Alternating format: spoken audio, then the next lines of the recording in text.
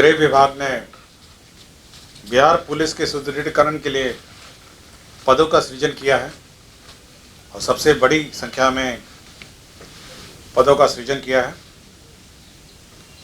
पहला तो जो ERSS है आपका डायल 112 जो राज्य में चलता है, इमरजेंसी रिस्पांस सपोर्ट स्कीम जो है सिस्टम है, उसके अंतर्गत 7,808 पदों का सृजन किया है। तो पहला तो प्रथम चरण का 7,808 पदों का सृजन किया, जिसमें पुलिस संवर्ग के एवं गैर पुलिस संवर्ग के बहाली होंगी। इसके अतिरिक्त जो बढ़ती जनसंख्या के अनुपात में आवश्यकता आधारित सीधी नियुक्ति होगी, वो 48,447 पद, और ERSS जो ERS प्रथम चरण की बात हुई थी उसका द्वितीय चरण 19,288 कुल 67,735 विभिन्न पदों का सृजन होगा। तो ये सबसे बड़ी बहाली होगी 67,735, और राष्ट्रीय औसत के अनुपात में राज्य के आवश्यकता अनुसार यह बहाली होगी। राज्य के जनसंख्या के अनुपात में आज के दिन में 1,04,254 पद हैं, और इसी क्रम में ERSS के 7,808, ERSS के द्वितीय चरण 19,288, जनसंख्या के अनुपात में सीधी नियुक्ति 48,447, कुल 75,543 पद है। दोनों को मिला के आपका 75,543 पद हो जाते हैं। 67735 + 7808। तो ये सबसे बड़ी बहाली होगी, और ये विभिन्न चरणों में होगी। एक साथ बहाली नहीं होना है, ये विभिन्न चरणों में होना है, जिसमें ट्रेनिंग की आवश्यकता के अनुसार, ट्रेनिंग के कैपेसिटी के अनुसार कितना प्रशिक्षण दिया जा सकता है उसके अनुपात में विभिन्न चरणों में, और साथ ही साथ इसके लिए जो राशि की आवश्यकता है, साधन की आवश्यकता है, उसका भी समय समय पर आंकलन किया जाएगा, और ये सब देखते हुए चरणवार इसकी बहाली होगी। तो एक लॉन्ग टर्म प्लान है ये, मतलब ये चरणवार है जैसे जैसे, और राज्य सरकार की प्राथमिकता है कि जल्द से जल्द हो जाए। चरणवार मैंने कहा आपको, मैंने चरणवार आपको कहा। तो चरणवार ये सीधी नियुक्ति है। सीधी नियुक्ति वाले आपके कांस्टेबल हैं, मैं आपको पढ़ देता हूँ।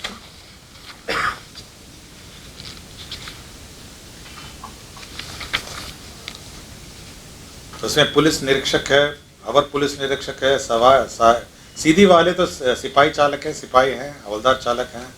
सीधी नियुक्ति का मैं एग्जैक्टली पद पढ़ देता हूँ जो तरीका है।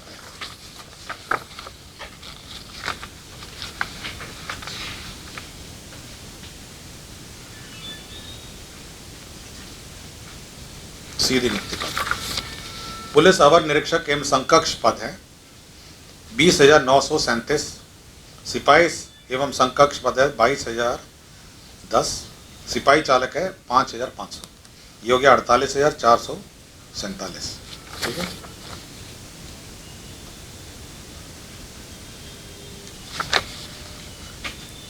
और ERSS के द्वितीय चरण वाले पद हैं, उसमें सिपाही है, सिपाही चालक है, और सहायक अवर निरीक्षक है। ये सारे हैं जो पद हैं जो 19,288 है।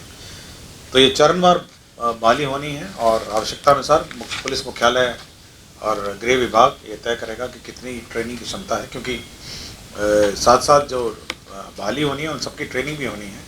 तो जो ट्रेनिंग की क्षमता है उसके अनुरूप होगी, और साथ ही साथ ऑब्वियसली इसके संसाधन वेतन भी देना है, तो वेतन की भी समीक्षा होगी जब जब बहाली होगी, और उसी के अनुरूप उसके बहाली होगी। तो यही इसका सर ERSS जो है इमरजेंसी ERSS जो इमरजेंसी रिस्पांस सपोर्ट सिस्टम है, ये जो 112 है, इसमें आज के दिन में कोई पद का सृजन नहीं हुआ है। जो वर्तमान पद हैं, जो पुलिस मुख्यालय के पास वर्तमान पद हैं, उसी से आज के दिन में इनका डिप्लॉयमेंट हुआ है। मतलब जो एग्जिस्टिंग पद है। तो इसको 2 चरण में किया गया है। जो एग्जिस्टिंग जो पद जो इस्तेमाल किए जा रहे हैं आज के दिन में, उसमें बहाली करके पहले उसको भरे जाएंगे, जिसमें 7,808 पद हैं। और द्वितीय चरण जो है, जो इसको और विस्तार किया जाएगा ताकि हर जिले, अभी केवल पटना जिला है, पटना का मुख्यालय है और कुछ जिला मुख्यालय में 112 चलता है। फिर हर पूरे जिले में, पूरे राज्य में हर जगह इसका कवरेज देने के लिए फिर ये द्वितीय चरण जो है ERSS का 19,288 पद क्रिएट किए जाएंगे, ताकि पूरे राज्य में 112 का जो त्वरित रिस्पांस सिस्टम है उसका गठन किया जाए। तो यही, इसीलिए 2 चरण की बात कर रहा हूँ। प्रथम चरण है जो आज के दिन में एग्जिस्टिंग है, जिसको वर्तमान पुलिस बल के माध्यम से किया गया है। और द्वितीय चरण है जो पूरा मैप है, पूरे राज्य में हर जगह इसको कवर किया जाएगा, तो वो द्वितीय चरण। ठीक है, और ये चरणबद्ध है और राज्य सरकार की मंशा है कि जल्द से जल्द बहाल हो और ट्रेनिंग कराना है और साथ ही साथ इनका संसाधन भी उपलब्धता के आधार पर चरणबद्ध करना है। 13 नंबर क्या है सर? अभी ठहरी ना, अभी चलने। दूसरा ये है कि इंडियन बाइसन, आपको जानकारी होगा, वाल्मीकि नगर के क्षेत्र में इंडियन बाइसन जानवर काफ़ी क्षति अगल बगल के गांव में उपलब्ध कराता है। और उसी को इंडियन बाइसन बॉस गारूस जिसको गौर कहते हैं, उसको भी वन्य प्राणी के श्रेणी में रखा गया है। और उसमें भी वही नुकसान पर अनुदान दिया जाएगा जो अन्य जंगली जानवर पर दिया जाता है। तो ये एक निर्णय लिया गया है। जैसे मनुष्य की मृत्यु अथवा स्थायी क्षमता पर 5 लाख था, मनुष्य की गहरी चोट था उसमें 72,000 था, मनुष्य की हल्की चोट या घायल होने पर 12,000 था। उसके बाद बैल गाय भैंस मृत्यु होने पर 12,000 है, भेड़ बकरी मृत्यु होने पर 2,400 है, बकरी की मृत्यु होने पर 3,600 है। फिर मकान की क्षति है, मकान का दीवार टूटना है, फसल और तो ये जो स्टैंडर्ड जो जंगली जानवरों के क्षति में जो अनुदान दिया जाता है, उसमें अब गौर जो है उसको भी इंक्लूड किया गया। 2,803 विद्यालयों में 50 करोड़ के रुपए के जो अनुरूप जो फर्नीचर, बेंच और डेस्क लगाए जाएंगे। और उसका कार्यान्वयन विद्यालय शिक्षा समिति के माध्यम से किया जाएगा। बिहार विद्यालय शिक्षा समिति हर पंचायत में जो गठित है, वे बेंच और डेस्क क्रय करेंगे और 50 करोड़ राशि इस पर व्यय होगी। 50 करोड़ राशि। आपको जानकारी होगा जो तारामंडल है पटना मुख्यालय में, उसमें आपका इलेक्ट्रॉनिक कार्य चल रहा है, नया टेलीस्कोप का अधिष्ठापन किया जा रहा है। और साथ ही साथ अब इसकी एक गैलरी भी बनाई जा रही है, साइंस गैलरी है, स्टार्स और प्लैनेट्स की। तो 2,40,00,000 रुपए इसमें लगेंगे। और ये national council of science museum जो है इसको इम्प्लीमेंट कर रहा है, और ये राशि Bihar council of science and technology के माध्यम से मुक्त की जाएगी। तो बिहार प्लानिटोरियम जो पटना स्थित तारामंडल है उसका सुदृढ़ीकरण। आपको जानकारी होगी जो इकोनॉमिक सर्वे और अन्य जो वित्तीय मामलों में जो रिसर्च किए जाते हैं, वो CEPPF लोक वित्त एवं आर्थिक नीति केंद्र स्थापित थी वित्त विभाग के अंतर्गत, और ये आद्री के अंतर्गत ये स्थापित थी। अब आद्री की संस्था से इसको हटा के एक स्वतंत्र इकाई Bihar institute of public finance and policy बनाया जाएगा, एक इंडिपेंडेंट सोसाइटी। और ये आर्थिक जो नीतियां हैं राज्य की, उस पर अध्ययन करेगी, समीक्षा करेगी और सुझाव देगी। ये वित्त विभाग के अंतर्गत ये सोसाइटी होगी, और इसके अध्यक्ष जो होते हैं वो अपर मुख्य सचिव, प्रधान सचिव वित्त विभाग रहते हैं, और इसका बोर्ड रहता है, इकोनॉमिस्ट रहते हैं। तो एक महत्वपूर्ण ये केंद्र रहेगा। और इकोनॉमिक सर्वे जो है यही संस्था गठन करती है, इकोनॉमिक सर्वे है और अन्य आर्थिक नीति पर रिसर्च।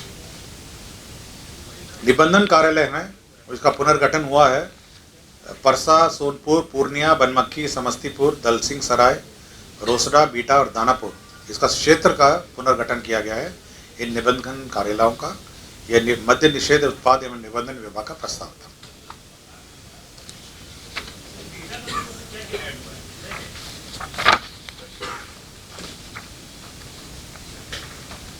मैं आपको डिटेल दे दूंगा।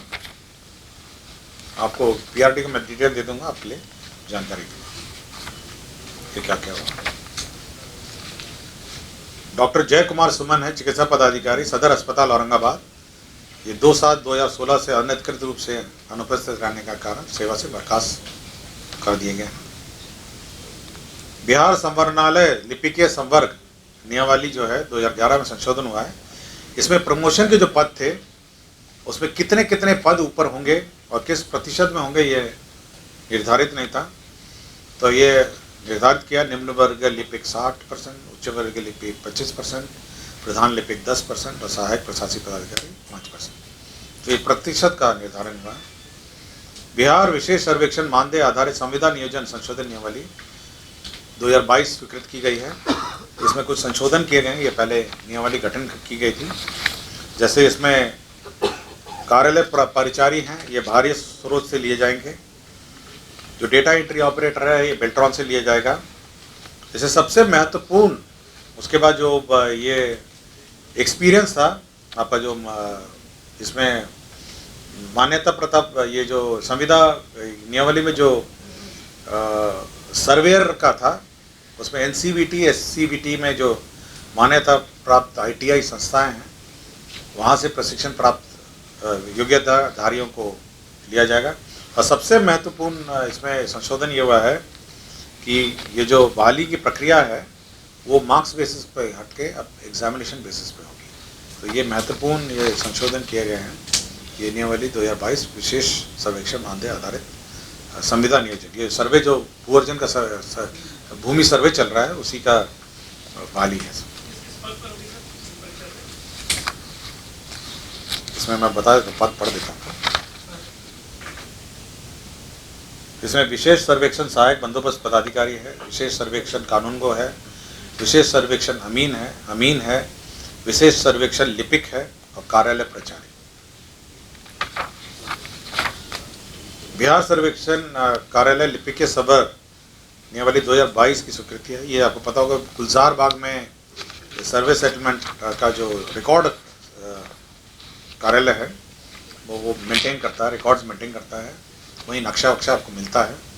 उसी में जो संवर्ग है जो रिकॉर्ड कीपिंग करता है उसमें निम्न वर्गीय लिपिक, उच्च वर्गीय लिपिक, प्रधान लिपिक, सहायक प्रशासनिक पदाधिकारी, इन सब का जो नियमावली है वो स्वीकृत हुआ है।